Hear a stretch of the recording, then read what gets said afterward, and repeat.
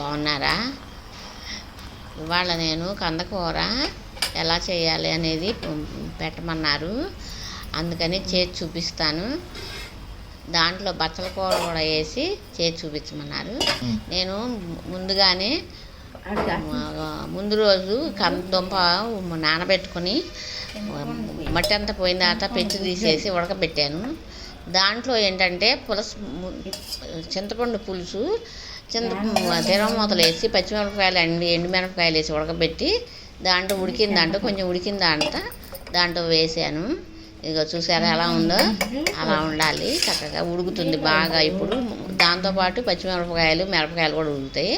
ఉడికిన తర్వాత మళ్ళీ మనం దీంట్లోకి తిరమూత వేసుకోవటానికి మళ్ళీ తిరమూతలో ఇప్పుడు తిరమూత వేసుకునేటప్పుడు దాంట్లో మా పెరట్లో ఉన్న బచ్చల కూర తరిగి రెడీగా పెట్టుకున్నాను. ఈ బచ్చల కూర తిరమూతలో ఈ బచ్చల కూర కూడా దాంట్లో వేసి అప్పుడు దీంట్లో వేస్తాను అన్నమాట. ఊరికే మగ్గిపోతుంది. తిరమూత వేసేసిన తర్వాత మేము ఇంగు వాడతాం కదా, ఇంగు వేసుకుంటాము. అదే మీరు ఎల్లుల్లిపాయలు వాడుకునే వాళ్ళు వెల్లుల్లిపాయలు వేసుకోవచ్చు. ఇది బచ్చల కూర తిరమూతలో వేస్తున్నాను. ఇట్లా తిరమూతలో వేసేసి, అంటే కొంచెమే, మా ఇంట్లో కూడా కొంచెమే చేసుకుంటున్నాను, చూపించమన్నారని. ఇంకొంచెం చూసారా అట్లా మగ్గిపోతుందా? చక్కగా మగ్గిపోయింది. ఊరికినే కొంచెం నూనె ఎక్కువ వేసుకుంటే తొందరగా మగ్గిపోతుంది. ఆ మగ్గిపోయిన తర్వాత బాగా మగ్గిపోయిన తర్వాత ఇప్పుడు అదే ఈ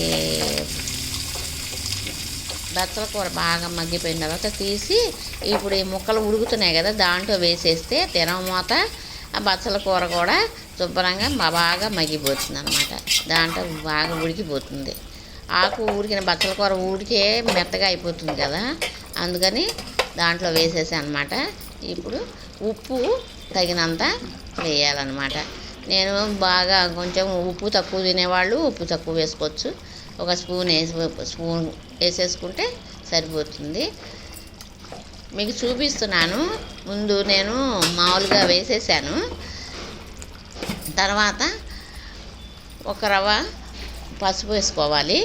ఒక రవ్వ కొంచెం మరీ ఎక్కువైతే పచ్చగా ఉంటుంది, అలా కాకుండా పసుపు వేసుకోవాలి.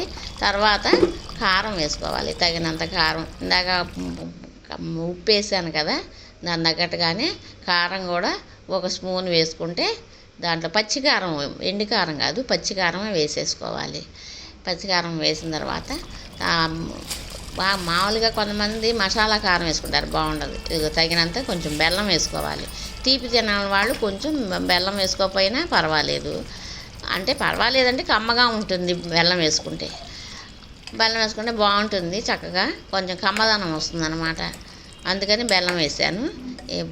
ఇప్పుడు మొత్తం కలిపేసుకుంటే ఉప్పు కారం బెల్లం అంతా కరిగిపోయి చక్కగా ఒక 2 నిమిషాల్లో తొకలాడిపోయి మెత్తగా ఉంటుంది, చాలా బాగుంటుంది. అంతే, ఇది ఈజీగానే ఉంటుంది అన్నమాట. అంతే, ఉంటాను, బాయ్. లైక్ చేయండి అందరూ.